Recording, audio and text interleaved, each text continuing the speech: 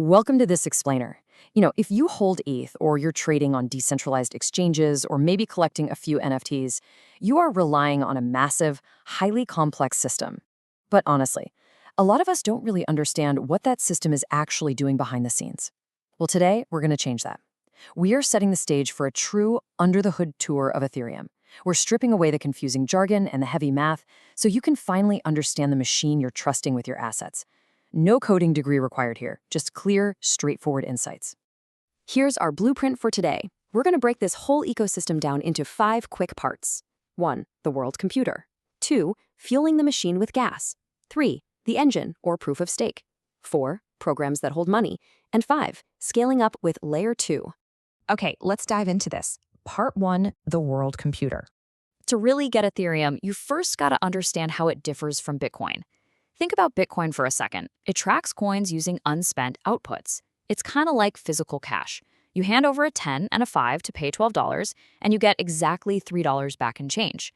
It essentially acts as a highly secure global pocket calculator. Ethereum, on the other hand, uses an accounts model, which is much more like your standard bank ledger. And because of this, Ethereum actually has memory. It can track complex data and run real programs, making it a true world computer. So where exactly is all this memory stored? Well, think of what we call the Ethereum state as just this massive, albeit simple, spreadsheet. And it's copied across 10,000 individual computers or nodes all over the globe. On one side of the spreadsheet, you have an address, and on the other, the data. For an everyday user like Alice, it just records her wallet balance. But for a program like Uniswap, that spreadsheet records its balance, plus its actual code and storage data. Every single time a transaction happens anywhere, you're asking all 10,000 nodes worldwide to update their copy of this exact spreadsheet. It's deliberate, it's pretty slow, but because it's distributed literally everywhere, no single company or country can ever shut it down. Moving right along to part 2, fueling the machine, also known as gas. So if Ethereum is this giant global computer, how on earth do we pay to keep it running? Look, we have all been there, right? Staring at the screen, totally frustrated, asking, why in the world did I just pay $40 to send a $10 transaction? The aha moment here is realizing that Ethereum isn't just a flat fee service. Block space on Ethereum is actually a highly active, highly competitive auction. To figure out those fees, we first need to talk about gas. Now, gas isn't some separate cryptocurrency you buy. It is strictly a measure of computational work. Yes, you pay for it in ETH, but the unit itself just represents how hard the network has to work to process your specific request. And why does it exist? Well, imagine if someone coded a program with an infinite loop. It would just run forever and crash every single node on the network. Gas prevents that. If a program runs out of gas, it simply stops. You're paying for the exact computational resources you consume, nothing more. And because you're paying for that computational work, different actions cost, well, wildly different amounts. Just adding a couple numbers together, that's super cheap, like 3 gas. Storing data bumps that up quite a bit to 20,000. But what about routing a complex trade through a decentralized exchange like Uniswap? That takes a whopping 150,000 gas. You are literally renting time on the world's computer, and complex math takes more time. This is exactly why a simple send to a buddy might cost you a couple bucks, but interacting with a DeFi protocol or minting a new NFT can cost you a small fortune when the network is busy. So what's the deal with those crazy fee spikes? It basically comes down to a network update called EIP-1559, and honestly, just the physical limits of the network itself. The base layer of Ethereum is like a highway with only one lane. Every 12 seconds, a new block is created, and it can only hold about 15 million gas worth of transactions. If 50,000 people try to mint an NFT at the exact same moment, they all have to squeeze into that single lane. The base fee automatically adjusts upwards to handle that massive demand. And here's the cool part. That base fee is literally burned. It's removed from the supply entirely, which actually makes ETH deflationary during those busy times. Any extra tip you add on top just goes to the validators to prioritize your transaction, so no one is price gouging you. It is simply pure supply and demand on a limited highway. Which brings us to Section 3, the engine, proof of stake. Now that we know how the fuel works, let's take a look under the hood at the engine. Just take a second to absorb this staggering number. 99.95%. That is the exact drop in Ethereum's energy consumption after an event known as the Merge back in September 2022. The network literally swapped its engine out mid-flight. They ditched the old, incredibly energy-heavy method of mining with graphics cards and replaced it with something entirely different.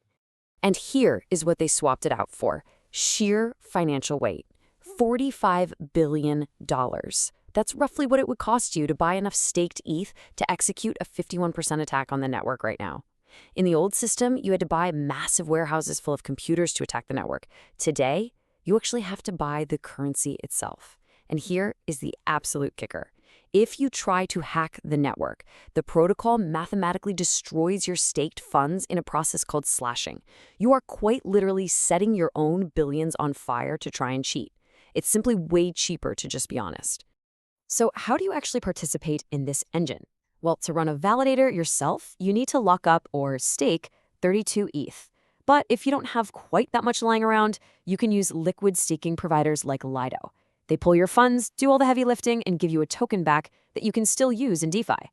For securing the network, stakers earn roughly a 3% APR. But what you really should take away from this is the incredible security it provides. Thanks to this proof-of-stake engine, transactions reach irreversible finality in just 12 minutes.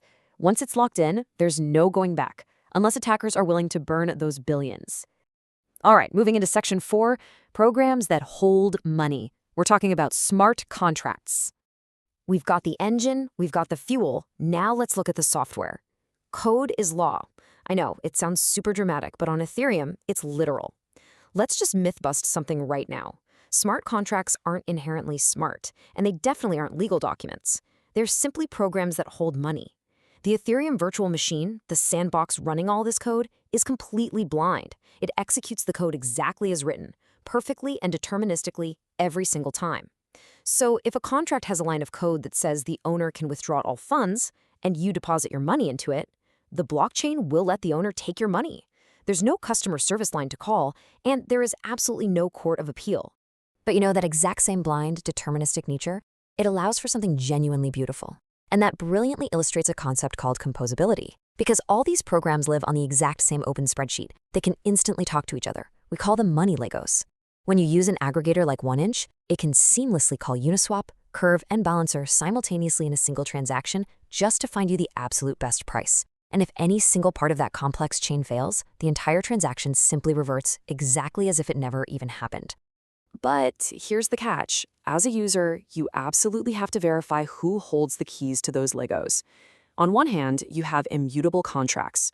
Once these are deployed, their code can literally never be changed. What you see is what you get, and you basically rely on public code audits to make sure they're safe. On the other hand, you have upgradable proxies.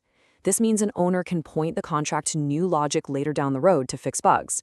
Now, if that owner is a massive decentralized organization, it's generally fine. But if that owner is just a single anonymous developer who can change the rules tomorrow, that carries a massive rug pull risk. Always check who has the power to upgrade the contract. And finally, Section 5, scaling up, layer 2s and rollups. So if Ethereum is basically this slow, expensive, one-lane highway we just talked about, how on earth does it plan to serve a billion users? Well, it all comes down to the scalability trilemma. In blockchain architecture, you can only really maximize 2 of 3 traits: decentralized, secure, or scalable. Ethereum Layer 1 explicitly chose to be hyper-decentralized and incredibly secure. That means true speed and true scalability simply cannot happen on the base layer. To achieve scale, Ethereum essentially has to cheat and move the heavy lifting off-chain. Let's actually walk through step by step how we pull off this scale using what are called Layer 2 rollups. Think of these as super fast, toll-free side roads. Step 1. You transact on a Layer 2 network, like Arbitrum or Base, for mere pennies. Step 2. The Layer 2 bundles thousands of these transactions together. Step 3. It compresses that massive bundle into a tiny package of data and posts it back down to the main Layer 1 highway. And finally, Step 4. Layer 1 checks the proof. Because all the actual data is posted back to the main Ethereum chain, if the Layer 2 side road ever completely fails or just goes offline, your funds are still perfectly safe. You simply use the receipts on Layer 1 to get your money back. Now, there are basically 2 main ways these side roads operate. First up, we've got optimistic rollups. They operate on the honor system. They basically assume all transactions are valid unless proven otherwise. It's much easier to build, but it means if you want to withdraw your funds back to Layer 1, you have to wait through a 7-day challenge period just in case someone spots fraud. The alternative? ZK rollups, or zero-knowledge rollups. These use heavy, instant mathematical proofs to guarantee validity up front. You get instant finality, no 7-day wait, but the underlying technological complexity is much, much harder to build. And really, the entire future roadmap of Ethereum is completely dedicated to making these layer 2s even better. You might have heard the term dank sharding thrown around. Really, all you need to know is that this is a major network upgrade designed to provide incredibly cheap blobs of data space right on Layer 1. Its sole purpose is to make it wildly inexpensive for Layer 2 rollups to post their bundled data. This ensures that Layer 1 remains the ultimate settlement layer while allowing those Layer 2s to pass massive fee savings straight down to you, the everyday user. Which brings us to one final provocative thought. If the ultimate endgame here is that all everyday users live, trade, and play exclusively on Layer 2s for literally pennies, what does the world computer actually become? Well, Ethereum Layer 1 is designed to eventually fade entirely into the background. Your wallet will hide it from you. Honestly, you won't even know it's there. It simply becomes the ultimate, invisible, and totally unstoppable global court system, quietly settling billions of dollars in the background, securing the massive digital cities being built on Layer 2. And now, you finally know exactly how that whole machine works. Thanks for joining me on this explainer.